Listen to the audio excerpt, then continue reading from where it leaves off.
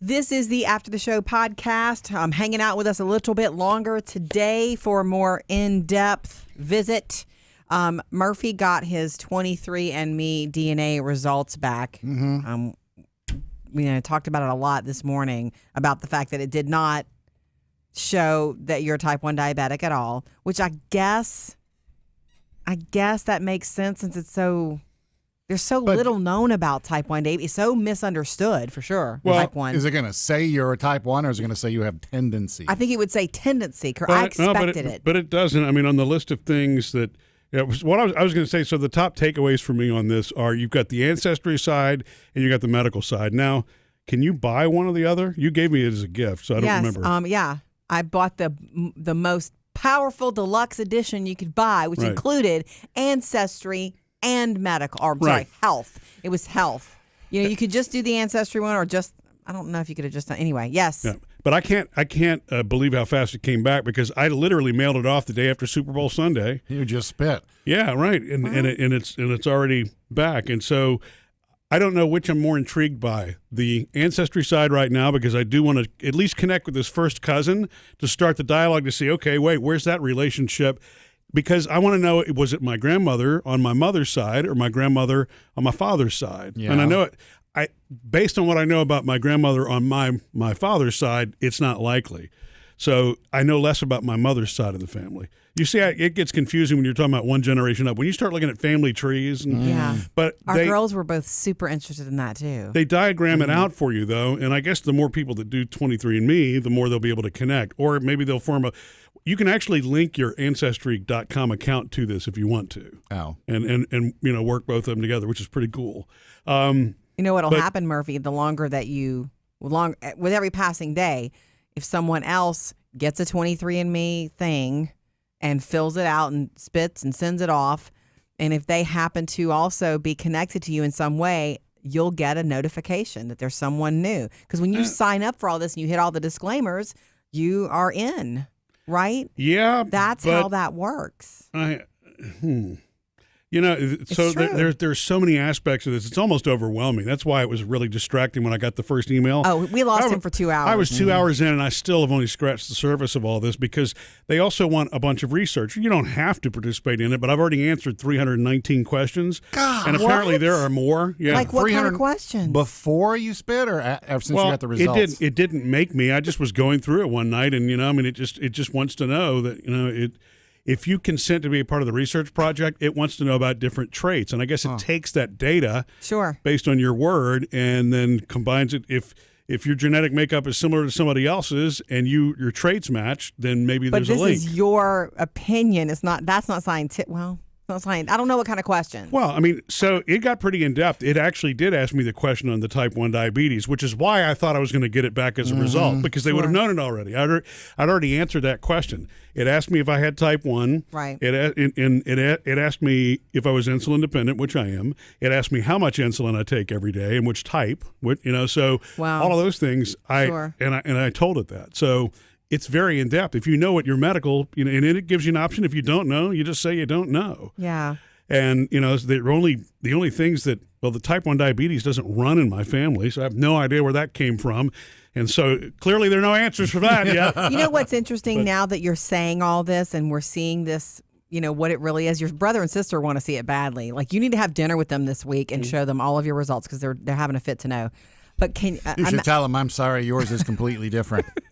Theirs would be a little different. Well, I know. Ages and, his sister's a girl. I think it'd be a little different. Yeah, the medical stuff will be, yeah. But similar. Let's just say that if you're someone and you were adopted and there's very little history, medical or ancestry type history on your birth parents, this would be amazing for you. Yeah. I would think that would be incredible. If the two, I get how the two work together. If the health and the ancestry part do come together, and I'm sure a lot of it is accurate, but I started having the Sam cynicism about it when I first started reading, because horoscope. When you go through the tutorials and they explain basically that, look, it's going to say that you may be predisposed because other people with a similar gene pool have experienced these things, but it doesn't mean that you're going to, develop it. Yeah. In fact, it says that you're more prone to develop things because of your lifestyle choices and your environment than you actually are your own genetics. Predispositions. For some things, right? I mean, there are some real benefits, and I read a couple of blogs before I got my results. There was a woman who was in her mid-30s, I guess. She'd already had children, and I don't know a whole bunch of these genetic variants. It's BRCA1 and BRCA2, which are sort of like cancer predictors. And they know that some of these variants really do accurately predict, especially with family members. If there's a history of cervical cancer or breast cancer or something like that, then if you have both of these variants, you're extremely prone to it. And so the risk factor goes way high. And so she wound up having, elective surgery to eliminate any possibility of that. Angelina Jolie did the same thing, remember? Right. And, I mean, that was just a national, like everybody knew about that. But they tell you to, consult with your doctor before that. So there are some of the larger scale things that they know absolutely are tied to genetics. They tell you that up front. But most of those things, it says here, I had the increased risk for me for Alzheimer's, but not for Parkinson's. That's great. But see, they even said, though, doesn't mean you won't get it. Yeah. The macular degeneration thing, we talked about that earlier in the show, and then some of these other things that I don't know, and then typical likelihood for type 2 diabetes. The other thing that's really fascinating to me are the traits, though. Okay, I've told you that in my gene pool, most people like me are not going to like the taste of cilantro. Right. That's so awesome, at least I know that is so true. Like you can't even stand the smell of cilantro. Yeah, but the traits are insane with the amount that they're tracking. Is this your personality traits? It's everything. Oh my gosh. Does it say anything about troubleshooting, obsessiveness, or like? Well, I don't know. You're a bulldog. This I don't mean that in a bad way. I don't know that it goes that deep. Bitter taste, likely can't taste bitter. That's not true for me. Bald spot, likely no bald spot. That's true. No dimples, less likely to get dandruff. That's true. Eye color is likely blue or green. I'm hazel. Yeah. So I guess that's what? Yellow tint? Yeah. Brownish green. Yeah, right. Fear of heights.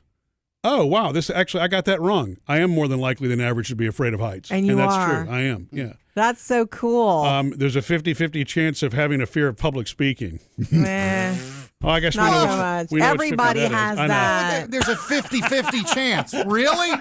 There's a 50-50 chance you're going to wake up tomorrow. See, I know. That's the Sam part of it. I'm telling you, is when I got into that. And you're like on his shoulder as the naysayer when he's reading all this. Yeah. But really all they're saying there is genes can't predict that. That's really what they're saying. If it's a 50-50 chance, then they're at the moment, there's not enough science to back to say if your gene pool looks like this, then you are going to be that. At the end of the day. And it also, sorry. No, that's all right. It just occurred to me. So I wonder if, and this is deep, if this will also help to know what you're genetically predisposed to or what actually develops as your personality. You know what I'm saying? Sure. What environmentally makes your personality what it is and what genetically makes your personality what it is. Oh, my gosh. I'm sure it's got to be. It's a 50-50 split, right, Sam? Do you know what? Yep. Mm-hmm. We've all had this experience because we're all parents. You think it's going to be environment and your kid's going to respond in certain ways, but when you have children, you understand, you learn they are who they are. Yeah. Honestly, you think, well, my kid's going to be this way and my kid's going to do that, and you have all these ideas until you have a child and you realize, it's 90%, this is who they are. And that's what taught me that was having children. Yeah. You can set up the environment this way, and the environment's super, super important, but their personality tendencies are their personality tendencies, in my opinion. This is why I get the whole fascination about it now, because now that I'm in it, I really do want it. I'm fascinated by all of it. Sweet versus salty, which do you think I'm more likely to prefer? I think you like sweet. Salty.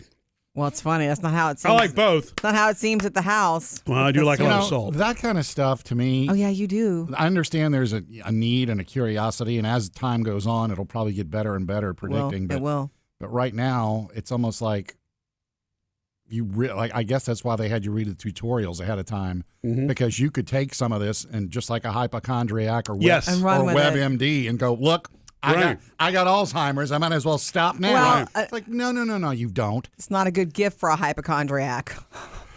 It's a good gift for you. That's all I wanted. At the end of the day, that's all I wanted was for you to have something that you would be interested in learning and going, oh, wow. And I think it is that. I'm likely that my big toe is longer than the rest of my toes. That's true. Yeah. Likely to have at least a little bit of a unibrow. That's true. You do not. I know. But you have to look close to see it. Oh, this is getting ticky-tacky. Likely wake-up time is 7:14 a.m. No, not in this life, this career. And then apparently I'm less likely to have stretch marks. Less likely to have babies. See, they know my gender there. You got the good stuff, the real stuff like the Alzheimer's and macular degeneration, and then it gets down to unibrow. Well, it's cool that it covers everything. Wait, did you ever do anything like this, Sam? No. Like this one? No. You should. I'm interested in doing it now. Honestly, I like to do it for the ancestry side mainly, and also because like you found you know you have a first cousin who's also signed up. For this. So it's like I know my mom has done ancestry, so if I do ancestry, I don't know. Sammy's done 23andMe. My son. Oh, has he? Okay. So if I did either one of those, it's going to link me with somebody. Yeah, I think you should do it and do the health and the ancestry. Just so you can get some curiosity answered. I don't know if I want curiosity answered. I knew you were going to say that. And that's the thing, too. It's like I understand that will help you be more hyper aware that Alzheimer's could happen or macular degeneration. But then you don't want to know that stuff. Do you want to worry about that for the next 40 years? Depends on if you're a worrier or not. Yeah. I mean, to me, if that's going to happen, it's going to happen. And some of these things, if they evolve, you won't really know that once you get to a point, not that I ever want to be a burden to anybody else, but I'm saying it's not worth stressing about. It's really what I'm getting Well, he told us a long time ago this was going to happen. Look, kids, I warned you. He took that 23andMe thing. I told the kids not to touch that. The ancestry part you would love, Sam. You really do. If you just did it for that side of it, you would probably think it's cool. So the British-Irish thing, I'm 31% Northwestern European. Mm-hmm. And then the rest, I don't know how they get it down to this. Are there any of those that are like, oh, wow, really? I'm 6.7% Italian. Mm. I am 15% Spanish and Portuguese. Wow. I'm 0.4% Native American. 0.1% Southeast Asian. But when they talk about the population, and this is the part that really kind of really threw me off, and this is what, for some people, it's going to be controversial because they talk about it. This is the conversation we had at the table with the girls. Right. When it talks about your ancient DNA and the story of DNA, it says, and I'm going to get the years wrong here because, again, I only read it once. But it's like 250,000 years back is where it goes. Wow! It says if you, and this is $50, right, what a deal! Right, setting aside that because this is not an anti-religious thing by any means. I'm a very religious person, but the way that they describe it, if you do the mathematical calculation and you reverse the family tree, right, going back up, and I guess only a computer is capable of generating this kind of.